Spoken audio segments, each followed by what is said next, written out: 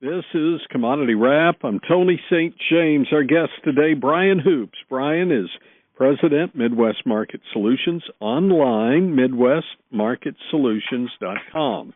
MidwestMarketSolutions.com. We'll give that to you again coming up in just a bit. First off, let's talk about a rally we saw in the row crops. Now 4 straight sessions higher for corn. Let's see, we're starting maybe what might be a new rally for the beans. They were lower yesterday, so higher today. 3 sessions higher now for soy meal. 2 sessions higher for the wheat market. And, Brian, when we started this rally, I thought the rally was all about, as one analyst told us, about weather, war, and wheat. Your thoughts on that? I know who you're talking about. I saw that interview today. That was a well done interview, and he is really right about what's driving the markets. 95% of it is weather right now, and the forecasts are not really conducive for growing a beneficial crop, or at least one that you can see corn pollinating under cool conditions. You don't have that right now. You have hot, you have dry. And in soybeans, to fill the pods, they want cooler and wetter conditions, and we don't have that. That's a big change from a year ago. Now, some analysts, yield models, are still looking at very much above trendline yields, 186.7 in corn, 53.9 or so in soybeans. But those can come down in time if the weather conditions warrant. There was a crop analyst, Dr. Michael Cornet, lowered his numbers here this week. And I think by the time we get into the August supply and demand report, we'll be talking about these big crop yields in the rearview mirror, and that yields are going to start, the ideas anyway, are going to start coming down going forward. So we're trading weather, no doubt about it, and it's been very hot, very dry for corn and soybeans. That's why we're putting in so much premium into these markets. In the case of wheat, you can't really hurt that winter wheat crop. In the case of most of the country, 2/3 of it's been harvested. The rest of it is going to get exported, and the hope is the U.S. will get some of that export business. Now, if we think back to when the Russian-Ukraine war started over 4 years ago, I think we rallied about $2 in wheat at that time, in the same type of scenario, hoping we were going to get some of this export business and pricing it in, and funds were in there buying like crazy, and we never got any export business out of it. There's just too much world competition that is able to supply what Russia and what the Ukraine is unable to. The U.S. used to be, back when I started, the 3rd or 4th port of origin for wheat in the world market. Now we're 8 or 9. There's other countries that have surpassed us. And I'm afraid this situation may result in prices moving higher than they should. We don't really need to ration our crop. We aren't able to export it, and at these higher price levels, we're really not going to be able to export it. And so I think we're going to be faced with sluggish demand at $7+ wheat. Maybe we'll hit $8, but I think it's going to be a real struggle for us to export any of this wheat into the world marketplace. Okay, so many, things that we're looking at. I'm going to toss this out. You and I talked about it just before we came on the air. One market participant really betting here that corn will rally sharply before harvest. If my numbers are right, the position could produce $228 million in net gains. And we're talking about November futures here on corn if they reach $6 per bushel at expiration.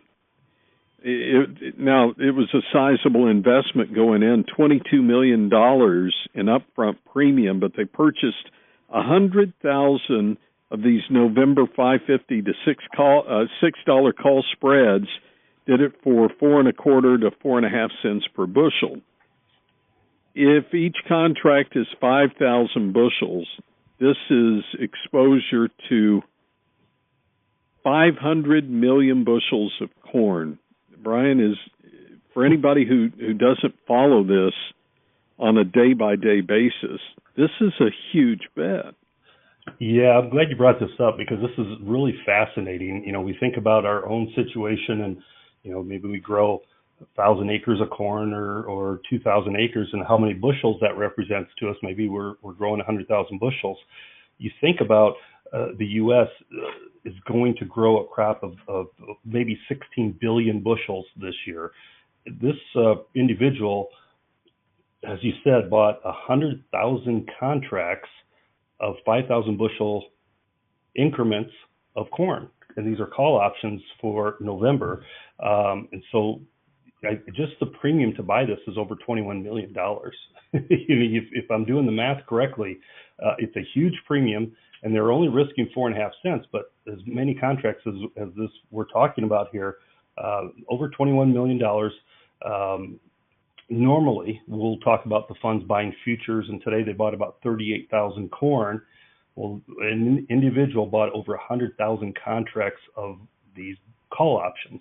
550 is the buy call. They sold a $6 call, so they have a little window in there. If corn is between $5.50 and $6, they can cash out. And it's a huge, as far as volume goes, a huge bet. As far as the price goes, 4.25 cents. I think most of us would be willing to take on that bet, and that's what this individual is doing today. And that it's really eyebrow raising because normally when I get these reports, it's 500 to 1,500 type of contracts, maybe 2,000 or 2,500 is a large amount, but this is 100,000. This is the biggest I would have ever seen. We're talking with Brian Hoops. Brian is president of Midwest Market Solutions online, MidwestMarketSolutions.com. We've got more on the other side of Commodity Wrap. This is Commodity Wrap. Our guest today, Brian Hoops. Brian is president, Midwest Market Solutions. And Brian, you drew the short end of the stick here because you get me twice in one day here. But I always enjoy it because we can go a little more in depth here. We spent quite a bit of time really on the grain side here and the rally that we continue to see. But while we're experiencing a rally now over there, things are falling apart. Is that, I don't want it to sound too dramatic, but things seem to be falling apart in the cattle. Yeah, you're not too dramatic. It's just kind of telling it like it is. We've been down. I try and forget how many days, 19 of 21 or 22 days now. It's some really ugly number that we've been lower, and we were not just 40, 50 cents. These are several dollars lower. We're $3.50 in August, $4 in October, and over $8 in the feeders today. It's just downright ugly. Part of that is because the higher input costs, of course, but you also look at our midday box beef. It was lower once again. Low count, not great, and we're just not able to sell this product. We were worried about demand destruction post 4th of July. I don't know that anybody really thought it would be the demand would fall off this quickly and fall off this much. Now, we've talked before, last year, we referenced last year where we dropped $30 a hundredweight in cattle in the fall months, and we are very close to that at this point this year. We kind of topped out right around $250 in the August cattle in the month of June, and we're trading at $223. So we've dropped $27, I think, from that point to where we're at today. So we're getting close to equate those losses. Now, we did snap back and rally because our supplies are tight, and I think that can happen again this year. I don't think we're going to see bigger supplies or at least an expansion of the herd in any meaningful way. So there is a good chance for recovery into the fourth quarter of this year, but certainly we talk about supply and demand. When prices are too high, demand softens up. When prices get cheap and get low enough again, we can see that demand improve quite substantially. Prices can rebound. We're probably going to get to that point here within the next 30 days. And finally, as we wrap up, we mentioned the three W's earlier, war, weather, and wheat. The war side, it doesn't look like this is going to end anytime soon. So are we starting to see that working its way into the energy markets, i.e. not just a spike in the front month, but just seeing continued movement higher from the deferreds? Yeah, I would expect that would be the case. You look at where we're at in the front month here, around $86, $87 a barrel. December's almost discount almost $9 to that, and I think we're going to see that December contract eventually come up, because it doesn't appear that this war is going to end anytime soon. The front month has always carried that premium because of it's a war premium, and the deferred contracts have always carried a discount, anticipating that war is going to come to an end sometime, and it doesn't really look like that's the case here. It looks like we need to end it sometime soon. I wish it would end soon. It doesn't appear that that's necessarily going to be the case. We've tried to make trade agreements. That hasn't worked. So market is in process, putting in a lot more premium into this market once again. Until we can get an end to the war, it will probably keep a premium in, and those back months may start to come up near to where this September contract is trading. All right, Brian, I mentioned the website address. If we want to keep up with you, is that the best place to go? How do we find you?